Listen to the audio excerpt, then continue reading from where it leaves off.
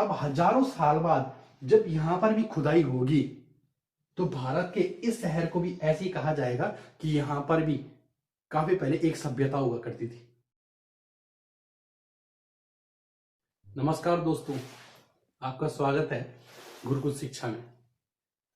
तो दोस्तों, आज हम शुरुआत करेंगे अपनी पहली वीडियो सिंधु घाटी सभ्यता से। मेरा नाम है गौरव नौटियाल और आज मैं शुरू करूंगा जीएस पढ़ाने से। काफी सारे जो जीएस के टॉपिक्स होते हैं, जैसे सिंधु घाटी सभ्यता जो हिस्ट्री का पहला टॉपिक है हमारे पास, वो सबसे पहले मैं आपको पढ़ाऊंगा। यहाँ से हम शुरुआत करेंगे अपने जीएस के कोर्स की। ये टॉपिक अलग अलग कॉम्पिटिटिव एग्जाम में पूछा गया है। तो चलो शुरुआत करते हैं एक ऐसी सभ्यता से जिसने अपने अस्तित्व की शुरुआत से ही पूरे विश्व को हिलाकर रख रखा। जी हाँ, ये सभ्यता है सिंधु घाटी सभ्यता। यह इसकी लोकेशन अगर मैं आपको बताऊं तो भारत देखो, उस समय जब सिंधु घाटी सभ्यता की जिस समय खोज हुई थी, लगभग 1843 के करीबन जब इसकी खोज हुई थी, एक से आर्कियोलॉजिस्ट के द्वारा, मतलब आर्कियोलॉजिस्ट भी क्या, मतलब फ्रांस से, मतलब ब्रिटेन से आया हुआ एक ऐसा आर्कियोलॉजिस्ट था जो आर्कियोलॉजी का सिर्फ एक कोर्स कर रहा था, जिसके प्रोजेक्ट में एक आर्कियोलॉजी का डिपार्टमेंट आया था। उस समय हमारा भारत लगभग गुलाम हुआ करता था।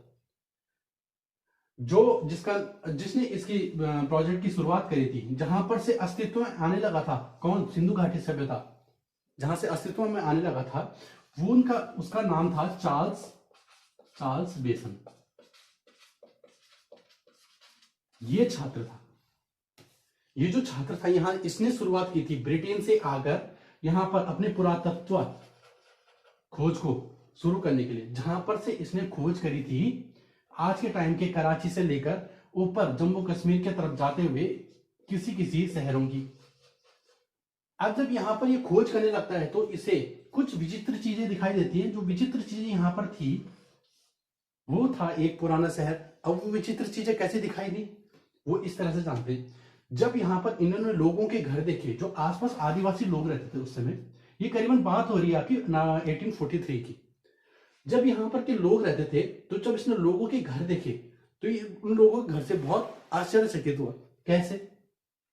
जब उसने उन लोगों के घर देखे तो उनके घर जो थे वो पक्की ईंटों से बने हुए थे।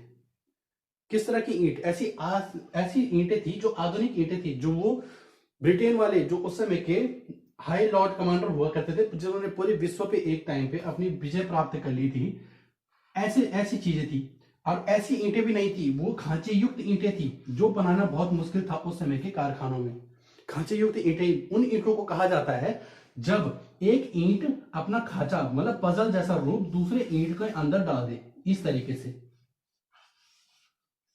से ईंटें बनी हुई होती थी। इन्हीं ईंटों से शुरुआत हुई ऐसे युग की। उन्होंने ये देख के तो आश्चर्यचकित हुए, चार्ल्स बेसन सर जो थे आपके, इसी चीज को देख के आश्चर्यचकित हुए। ये उस समय फाइनल ईयर में, आर्कियोलॉजी में फाइनल ईयर में अपना बैचलर ऑफ आर्ट्स कंप्लीट कर रहे थे। जब इन्होंने इन तरह की ईंटों को देखा तो उन्होंने कहा कि इस तरह की ईंटें बनाना तो अभी संभव नहीं है। तभी उनके दिमाग में, जब वो आर्कियोलॉजिस्ट थे, तो उनके दिमाग में पहले से ये चीजें आ गई थी कि यहां पर कोई एक नगरीय सभ्यता थी। कैसी? नगरीय सभ्यता। जब इस सभ्यता की शुरुआत हुई थी तो शुरुआत से इस चीज ने काफी पूरी दुनिया में जितने भी आर्कियोलॉजिस्ट थे उनको सबको चौंका के रख दिया था, क्योंकि यहां ऐसी चीज चार्ल्स बेसन ने देखी थी जो उस समय होना नामुमकिन था उस समय के लिए। तो बाकी चीजें, बहुत सारी चीजें इनको नजरअंदाज कर दिया गया था।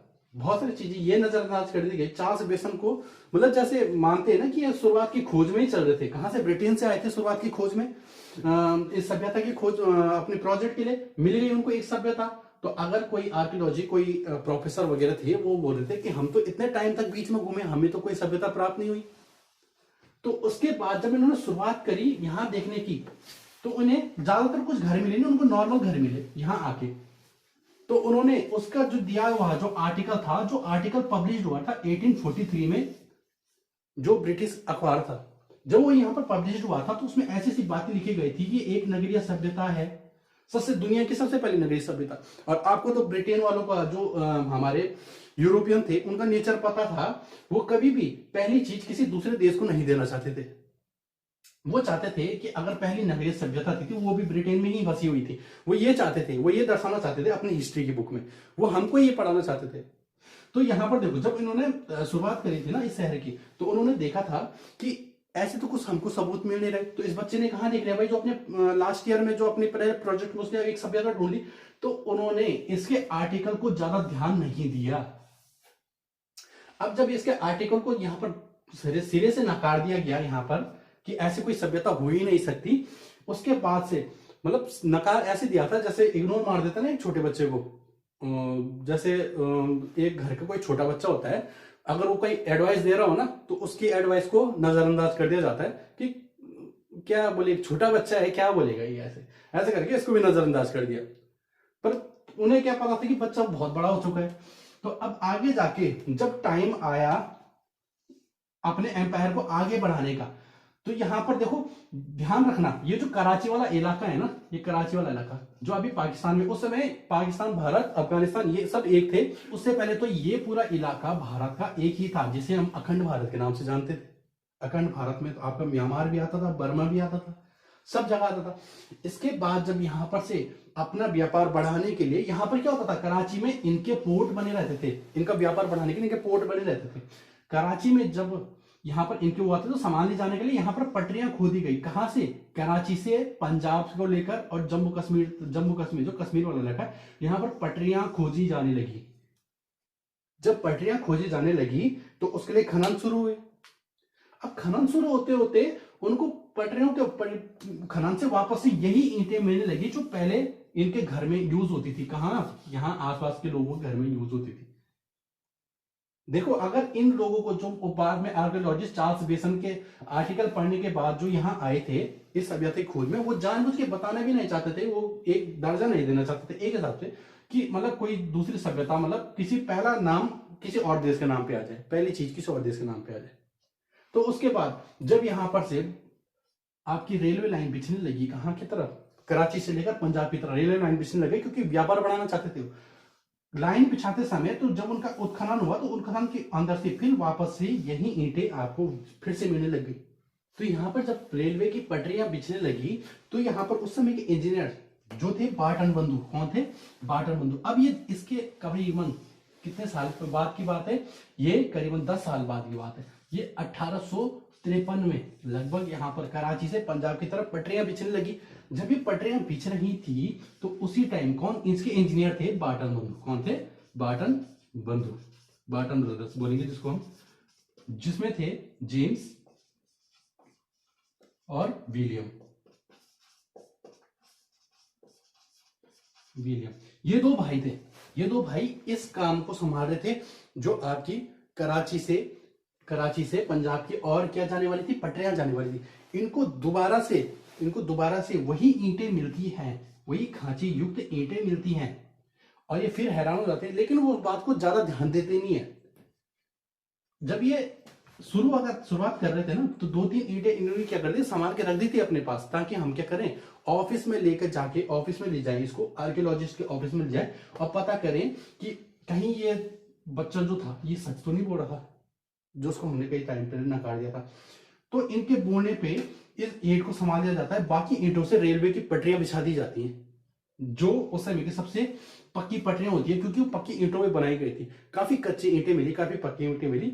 जब जेम्स और विलियम बार्टन ने इस ईंट को मतलब ढूंढा था, उसके बाद जब ये ईंट को लेके गए थे तो ईंट में आर्कियोलॉजिस्ट है एक आर्कियोलॉजिस्ट, उसको दिखाया गया था।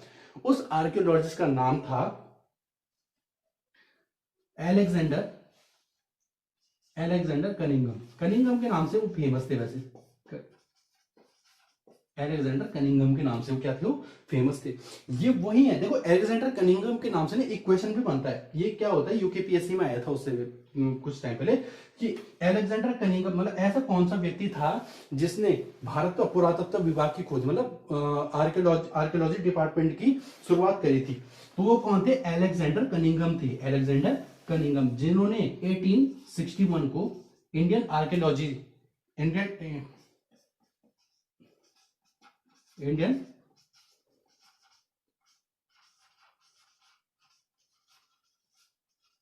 आर्कियोलॉजी डिपार्टमेंट की क्या करी थी, शुरुआत करी थी। और यहीं से इसी ईंट को देखते हुए, इसी ईंट को, जब ये ईंट का नमूना उनको मिला ना, तो यहीं पर से उन्होंने क्या किया था, इंडियन आर्कियोलॉजी सर्वे मतलब डिपार्टमेंट की उन्होंने शुरुआत कर दी थी। कब? 1861 में। ये पेपर का क्वेश्चन बन जाता है यहाँ पे। 1861 में इंडियन आर्कियोलॉजी डिपार्टमेंट की खोज कौन कर देते हैं? Alexander Cunningham.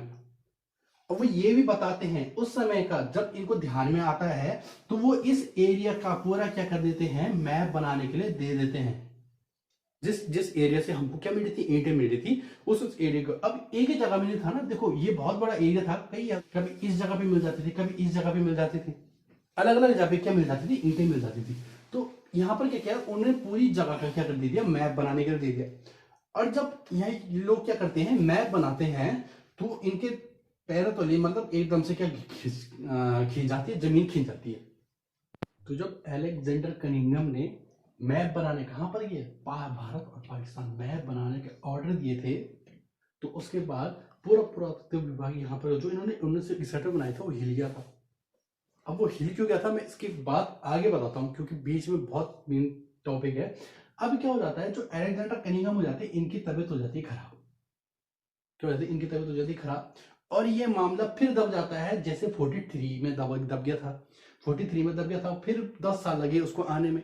10 साल के बाद बाटन बंधुओं ने जब अलेक्जेंडर कनिंघम को दिया, अलेक्जेंडर कनिंघम ने भी लगभग 8 साल लगा दिए, 7 से 8 साल लगा दिए इस जगह को खोज करने में। तब जाके उनको पता लगा कि यहाँ पर असलियत में एक सभ्यता हुआ करती थी। अब जब यहाँ पर उनको सभ्यता की खोज मिल गई, लेकिन इनकी तबीयत हो गई खराब, ये चले गए वापस अपने ब्रिटेन। फिर बात आई वापस से सीधा 1900, ध्यान रखो अभी 18 चल रहा है, अब 1921 में जॉन मार्शल। अब ये कौन थे भाई साहब,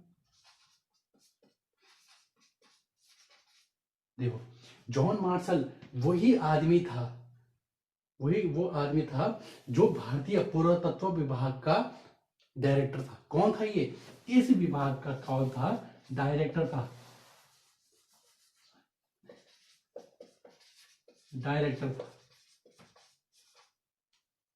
वही डायरेक्टर, उसी विभाग का डायरेक्टर जिसके अलेक्जेंडर कनिंघम ने 1961 में शुरुआत करी थी भारतीय पुरातत्व विभाग की। ये ब्रिटेन का पुरातत्व विभाग नहीं है। इन्होंने अब क्या कर दिया, इन्होंने भारत में अपना पुरातत्व विभाग अलग से बना दिया, ताकि हम भारत के अंदर जो शहर मिलते जा रहे हैं ना, इनकी खोज करते रहे। अभी क्या हो जाता है, जब 1921 में जॉन मार्शल आ जाते हैं एज अ भारतीय पुरातत्व विभाग के डायरेक्टर के रूप में, और ये जॉन मार्शल वही होते हैं जो 43 में इसके पिता चार्ल्स मेसन के दोस्त हुआ करते थे, और ये इसी चीज के, इसी सभ्यता के बारे में कहानी सुनाया करते थे, किसको, जॉन मार्शल को। जब यहाँ पर डायरेक्टर के पद पे आ जाते हैं, तो डायरेक्टर पे पद पे आने के बाद ये ऑर्डर देते हैं इस जगह की खुदाई करने का। मैप तो वो देख लेते हैं, मैप तो किसने बना दिया था, अलेक्जेंडर कनिंघम ने यहाँ पर मैप बना दिया था इसका। लेकिन मैप को पढ़ने के बाद ये और ज्यादा अपनी पुरानी यादों को ना, अपने बचपन के पिताजी द्वारा सुनाई गई कहानियां, वो इनकी आदत ताजा होती है, और ये आ जाते हैं खुदाई किसकी, सिंधु घाटी की खुदाई करने के लिए। देखो सिंधु घाटी नाम का मैं बाद में बताऊंगा, नाम इनका क्यों पड़ा बाद में ऐसा, ठीक है। तो अभी क्या हुआ यहाँ पर, जब इन्होंने खुदाई करने के लिए दे दिया ना, यहाँ पे इन जगहों पे क्या दे दिया, खुदाई करने के लिए दे दिया, तो उसके बाद से इन्होंने काम दिया। सबसे पहले काम देते हैं ये जो होते हैं कौन, दयाराम साहनी। ये होते हैं आर्कियोलॉजिस्ट, जो पुरातत्व विभाग के इंस्पेक्टर होते हैं। उनको ये काम मिलता है इनकी खुदाई का, कहां पर की, सिंधु घाटी सभ्यता की खुदाई का। जब ये खुदाई करते हैं तो इनको ये आश्चर्यचकित फिर से रह जाते हैं, क्योंकि जब इन्होंने मैप तैयार किया था ना, तो तब इनको बिल्कुल एक मतलब जो परपेंडिकुलर और स्क्वायर में बने हुए शहर मिले इनको, और वो भी ऐसे नहीं, कई एक शहर दूसरे शहर से काफी दूरी पे स्थित थे, मतलब अलग अलग शहर थे। एक शहर दूसरे शहर से अलग था, जिस तरह से आज के टाइम पे भी मतलब यूपी के शहर अलग है, दिल्ली के शहर अलग है, इस तरह से उस समय भी सिंधु घाटी में अलग अलग शहर हुए करते थे। अगर सिंधु घाटी से अगर आपको शुरू से कंफ्यूजन हो रही हो, देखो एक चीज ध्यान रखना, यहाँ पर जो चाइना में जो क्या अब क्या होता है, चाइना में मानसरोवर झील जो यहाँ पर है, जो क्या हो गया, देखो यहाँ पर जब चाइना ने वॉर किया था उसके बाद से मानसरोवर झील उनके पास चली गई थी। तो अब क्या हुआ, यहाँ से दो नदियां निकलती है, कौन दो नदियां यहाँ से निकलती है, एक तो सिंधु नदी है जो मानसरोवर झील से निकलकर सीधा कहाँ गिर जाती है, अरब सागर में गिर जाती है, और दूसरी नदी जो यहीं से निकलती है उसका नाम है सतलज।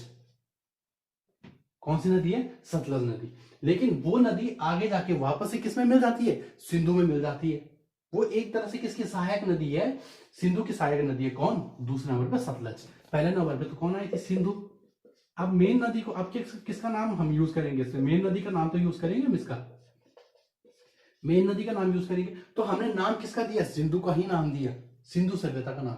और उधर से जो हमारे पश्चिम से आने वाले लोग थे उनको पहला दरवाजा यही था, सिंधु का दरवाजा। और जो यहाँ पर शुरुआत होती थी वो होती थी हिंदू कुश पर्वत से। वो हम आपको ज्योग्राफी क्लास में आगे पढ़ाएंगे कि यहाँ पर कैसे हमारा प्राकृतिक मैप यहाँ पर कैसे तैयार होता है भारत का, ठीक है। तो अब यहाँ पर देखो वापस आ जाते हैं सिंधु सभ्यता में।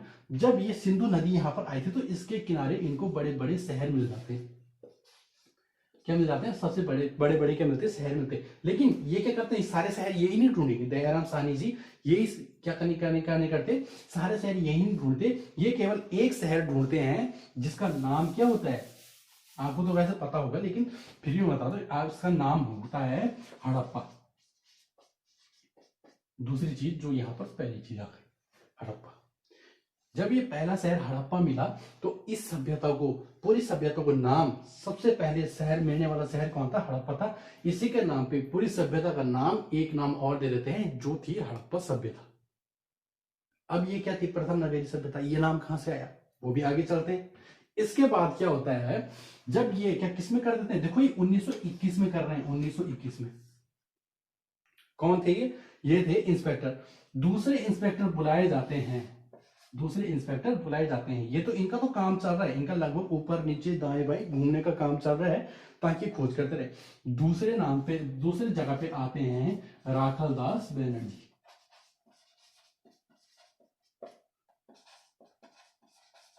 बनर्जी ये 1922 में, इसी के एक साल बाद इनको भी ऑर्डर मिलते हैं एक दूसरा शहर की खुदाई करने के लिए। और ये दूसरा शहर जो होता है ये बहुत मेन शहर है, किसमें, इसको राजधानी में बोला जाएगा, किसकी, सिंधु घाटी सभ्यता की। एक तरह से कैपिटल माना जाता था, जो व्यापार का क्या हुआ करता था, केंद्र हुआ करता था। इसका नाम था, आपको तो सबको पता होगा, मोहन जोदड़ो, इस नाम से जाना गया। जब इन लोगों ने इन दो शहर के मैप तैयार किए, इन दो शहर के, हड़प्पा के, मोहनजोदड़ो के। अब देखो 1921 1922 ये डेटें चलती रही है। करीबन जब भारत पाकिस्तान का बंटवारा हुआ था ना, करीबन 40 से 50 शहर उस समय तक भी ढूंढ लिए गए थे, लगातार उस समय खोजे आ रहे थे शहर। चलो 925 शहर आपके कहां मिल जाते हैं, भारत में मिल जाते हैं। और 575 शहर आपके कहां मिल जाते हैं, पाकिस्तान में। बाकी के जो दो शहर नीचे से बसते हैं ये आपके अफगानिस्तान में मिल जाते हैं, जो अभी अभी मिले कुछ टाइम पहले, ये अफगानिस्तान में मिल जाते हैं। लगभग कितने, 1502 शहर की प्राप्ति हुई थी हमको, किससे, सिंधु घाटी सभ्यता। आज के टाइम पे भी 1502 शहर इस पूरे इलाके में ढूंढे गए हैं जो अखंड भारत के अंदर आता है, अखंड भारत के अंदर आता है। देखो अखंड भारत आज के टाइम पे टूट गया है, आगे आगे तो हमको पता है बनेगा ही बनेगा। यहाँ पर अफगानिस्तान आ गया, यहाँ पर पाकिस्तान आ गया, पाकिस्तान आ गया। अब यहाँ पर अफगानिस्तान में यहाँ पर दो शहर मिले, यहाँ पर क्या 575 शहर मिल जाते हैं, और यहाँ पर 925 शहर। सबसे ज्यादा शहर की खोज कहाँ होती है, भारत के अंदर होती है। जब इनके शहर के क्या बने थे, नक्शे बने थे ना, तो ये भौचक्के रह गए थे। क्यों रह गए थे, क्योंकि शहर इतने एडवांस तरीके से बनाया गया था, इतने एडवांस तरीके से जो आज के टाइम पे भी नहीं बनाए जाते। मतलब आज के टाइम पे भी हमारी टेक्नोलॉजी इतनी अच्छी नहीं है जितनी उन लोगों की टेक्नोलॉजी थी। कैसी टेक्नोलॉजी थी उनकी, उनको मैथमेटिक्स का, फिजिक्स का, केमिस्ट्री का, ज्योमेट्री का, हर चीज का ज्ञान इतनी बारीकी तरीके से था कि ये शहर इतने प्लान तरीके से बनाया गया था। देखिए जब ये शहर की खोज की गई थी ना, तो शहर इतने जबरदस्त बने थे, वो इस तरीके से बने थे। ये शहर हमेशा क्या होते थे, दो भागों में बंटे हुए होते थे। किसमें? दो भागों में बंटे हुए थे। इसका जो एक भाग होता था वो होता था हायर, मतलब उच्च भाग होता था। लगभग इसी टाइप में आपको क्या मिलेंगे, शहर मिलेंगे, दो दो हिस्सों में बटे हुए। देखो जब ये दो हिस्सों में बटे हुए थे ना, ये हायर जो होते थे ये ऊंचे स्थान पे बसे हुए होते थे, लगभग ऐसे, इस तरीके से। ये जो ऊपर के लोग होते थे यहाँ पर, इनको उच्च श्रेणी के लोग बोला जाता था। जो हायर लोग होते हैं ना, जो दूसरे लोगों पे क्या करते हैं, शासन करते हैं, ऐसे लोगों के उसमें जाने जाते हैं। जब यहाँ पर सुयोजित भी बोला जाता था, क्योंकि यहाँ पर बिल्कुल एक जैसे, बिल्कुल एक समान घर आपस में पाए जाते थे, बिल्कुल आमने सामने बने हुए। जैसा आज के टाइम पे गली बनी रहती है, गली के एक तरफ घर, दूसरी तरफ घर, बीच में नालियां, बिल्कुल सड़क, बीच में मतलब सुयोजित बने जाते थे, वैसे उस टाइम पे भी घर मिलते थे। अब जब यहाँ पर घर मिलते थे ना, देखो एक तो हायर हो गया और एक लोअर हो गया। ये थोड़ा निम्न श्रेणी के लोग थे, जो व्यापार वगैरह करेंगे, जो नॉर्मल सी चीज करेंगे, वो यहाँ इस जगह पे आ जाते थे, नीचे लोग। यहीं पर इनके क्या लगते थे, बाजार लगते थे दूसरे शहर से आने के लिए। चारों तरफ से पूरे शहर को घेरा जाता था ताकि इसकी सुरक्षा की जाए, इसकी सुरक्षा की जाए। खुदाई के दौरान जब यहाँ पर इन लोगों को मूर्तियां, बहुत सारी चीजें, कांसिया, देखो कांसिया मिला था उस समय, क्या मिला था, कांसिया। उस टाइम पे मतलब कांस्य मिलना, आज के टाइम पे टीन और तांबा जब इनको पिघला देते हैं ना, तब जाके कांस्य बनता है।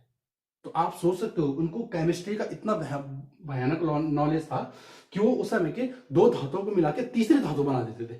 इतना नॉलेज उनको केमिस्ट्री का था। यहाँ पर ट्रिग्नोमेट्री के हिसाब से शहर बनाए गए थे। कैसे बनाए गए थे? हर शहर के, हर जो घर था, हर घर के अंदर से, हर घर के अंदर से बिल्कुल ड्रेनेज सिस्टम निकलता था। कैसा ड्रेनेज सिस्टम? अगर कोई पानी आपका कोई गंदा हो जाता है, उसको आप क्या कर देते हो, सिंक में बहा देते हो। वो सिंक से कहां जाता है, नाली से होते हुए किसी गटर में पहुंच जाता है। ठीक है, तो ये उस टाइम के मिलते थे भाई। हमारे जब पुराने 17th सेंचुरी हो गई, 16th सेंचुरी हो गई, उस टाइम पे भी बहुत पुराने लोग मिलते थे। उस समय ड्रेनेज सिस्टम का किसी ने नाम नहीं सुना हुआ था, लेकिन करीबन 2500 साल पहले ये ड्रेनेज सिस्टम थे एक जगह में, जो आज के टाइम पे नहीं मिलते। ठीक है, इस तरह के थे। तो जब ये घर मिलते थे ना, तो देखो इस तरह से इनके शहर बने हुए होते थे। देखो ये जो मैप बनाई, ये लगभग मतलब इस तरीके से क्या करा था, मोहनजोदारो का मैप बनाया था। किसने? राधादास बनर्जी ने 1922 में। ठीक है, अब इन्होंने जब मैप बनाया था, ये निम्न शहर वालों को मैप था, जो जहां पर लोग क्या करते आते थे, व्यापार करने आते थे। ये कैसे करते थे? देखो ये जो बीच की सड़क आप देख रहे हो, ये मुख्य सड़क होती थी। इसकी मोटाई चौड़ाई करीबन कितनी होती थी? 10 मीटर के करीबन होती थी। कितनी होती थी? 10 मीटर के करीबन होती थी। अब मैं आपको इसको एडवांसनेस का सबूत दे रहा हूं मैं आपको यहाँ पर, कि कितने एडवांस ये मतलब लोग हुआ करते थे उस समय के। देखो ये जो शहर था ना, ये शहर का जो मेन रोड थी करीबन 10 मीटर चौड़ी होती थी। कितनी मीटर चौड़ी? आज के टाइम पे भी 10 मीटर चौड़ी रोड बहुत मेन जगहों में होती है, जहां पर बहुत मेन, वहां पर उस समय के शहर में 10 मीटर चौड़ी रोड थी। उनके किनारे घर हुआ करते थे, और उन मेन रोडों से अंदर की तरफ एक पतली रोड जाती थी, जो करीबन 5 मीटर की होती थी। 5 मीटर की होती थी। इन 5 मीटर में ये जो घर थे ना, ये जो घर थे, इनके एक भी घर का दरवाजा किसी मुख्य रोड की तरफ नहीं खुलता था। इनका दरवाजा खुलता था गली की तरफ, उसकी तरफ नहीं खुलेगा। इतने सुयोजित ढंग से बनाए गए थे। और सारे घर आज के टाइम पे जैसे सरकारी बिल्डिंगें होती है ना, बिल्कुल एक जैसे, एक समान तरीके से बनी हुई होती है, वैसे ये घर बने हुए थे, ये वाले घर।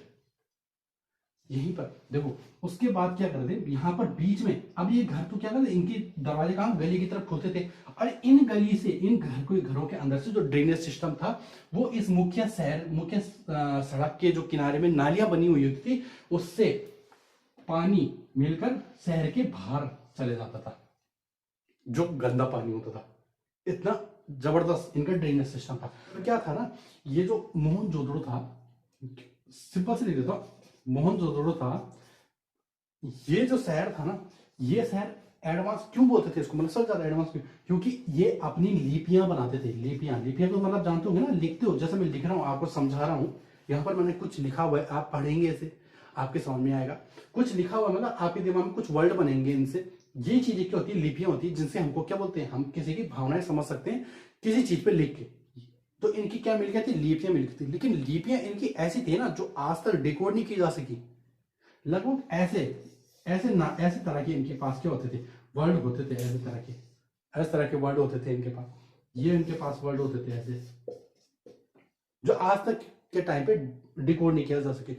अगर अब मैं बात करूं कि इनके खत्म होने की, इनके मतलब कैसे बर्बाद हो गई है, देखो अलग अलग बात होती है। जब हमने इसको सिंधु घाटी सभ्यता नाम दिया, क्योंकि सिंधु नदी आ रही थी, सिंधु नदी के किनारे ये सारे शहर मिले, मतलब आसपास ये शहर मिले। लेकिन ये जो सिंधु नदी जब आ रही है, सिंधु और गंगा, इनके बीच हमारे पुराणों में, मतलब जो हिंदू पुराण है उनमें भी एक और नदी का जिक्र होता है जो इन दो नदियों के बीच बहती थी, लेकिन आज के टाइम नहीं बहती।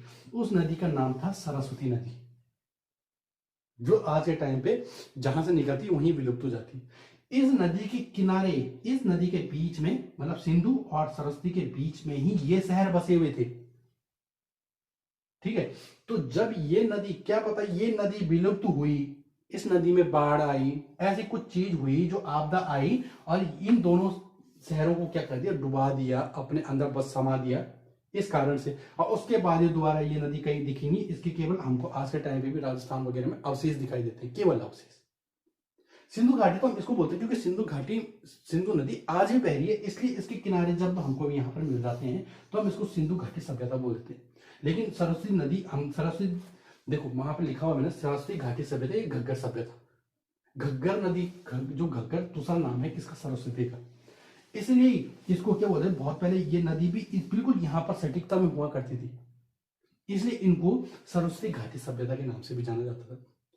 देखो कारण आज के टाइम पे इनका कोई नहीं बता पाया है कि कैसे इनका अंत हो गया। जैसे इनका अंत हुआ, अब बाढ़ आ जाने के कारण काफी टाइम, देखो 2500 साल से रेत के नीचे दबे होने के कारण, रेत तब बाद में जब खुदाई होती है उनकी, तब जाके उनकी ईंट मिलती है। आज के टाइम पे भी ऐसे काफी शहर हैं। ठीक है, उत्तराखंड का एक ऐसा ही शहर हुआ करता था, पुरानी मतलब टिहरी के नाम से होता था। आपके टाइम में पुरानी टिहरी बोलते क्योंकि नई टिहरी उन्होंने बसा दी है। ये जो बांध है एशिया का सबसे ऊंचा बांध के नाम से भी जाना जाता है। देखो सबने सुना होगा ये वाला बांध, जो किस पे, भागीरथी और भिलंगना नदी पे बना हुआ है। इसी नदी के संगम पे एक शहर हुआ करता था, ठीक है, जो 31 जुलाई 2004 को जलमग्न हो गया था। किसके कारण, एक बांध बनाने के कारण, जो थी एक क्या थी, जल विद्युत परियोजना थी, जिसके कारण भारत के कई शहरों में बिजली उत्पादन होना था। 31 जुलाई, मतलब देखो 31 जुलाई 2004 को क्या होता है इसका, 2004 को यह सेट हो जाता है। अब भारत के, मतलब उत्तराखंड के भारत के इस शहर को अगर हजारों साल बाद, अब क्या होता है, जब देखो कोई भी जलाशय है कभी ना कभी क्या होने लग जाता है, वो सूखने लग जाता है। और जब वो सूखता है ना, तो अपने द्वारा लाए हुए मलबे से वो पूरा शहर, पूरी जगह को क्या कर देता है, ढक देता है।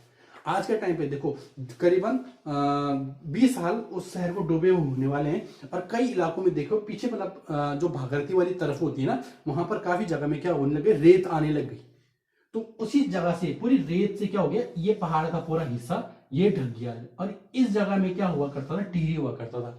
अब हजारों साल बाद जब यहां पर भी खुदाई होगी, तो भारत के इस शहर को भी ऐसे ही कहा जाएगा कि यहां पर भी काफी पहले एक सभ्यता हुआ करती थी, एक शहर हुआ करता था। जब उनको कई इमारतें मिलेंगी, घंटा घर जैसी इमारतें मिलेंगी, या फिर उनमें लगी हुई ईंटें मिलेंगी, राजा के दरबार में लगी हुई ईंटें मिलेंगी। उस समय के जो राजा थे उनके दरबार भी उनके नीचे डूब गया था।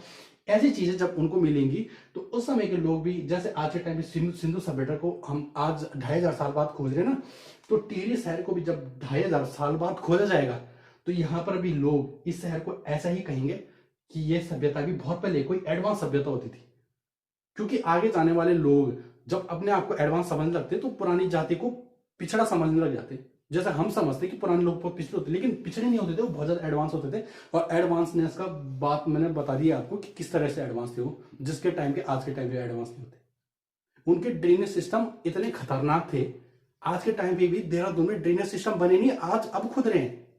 अब वो ड्रेनेज सिस्टम बन रहे, अब सेवा लाइनें खुद रही, लेकिन उस टाइम 2500 साल पहले सेवा लाइनें थी उनके पास। तो यहां पर आज हम इस टॉपिक को खत्म करते हैं, सिंधु घाटी सभ्यता के टॉपिक को। अगले टॉपिक में मैं वापस मिलूंगा आपको एक दूसरे टॉपिक के साथ। ठीक है। तो वो जीएस से जुड़ा हुआ होगा, एग्जाम से जुड़ा हुआ होगा, और अलग अलग मतलब काफी है कि देखो ये सब, ये सिंधु घाटी सभ्यता थी, ये अभी तक सीबीएसई की 12वीं किताब में आती जा रही है और कहीं कॉम्पिटिटिव एग्जाम में आती रहती है। यूपीएससी मेंस में कई बार इस क्वेश्चन को पूछा जाता है, इनमें से क्वेश्चनों को पूछा जाता है। तो अगले टॉपिक में दूसरे टॉपिक कोई कॉम्पिटिटिव एग्जाम से रिलेटेड टॉपिक के साथ में आपको मिलूंगा।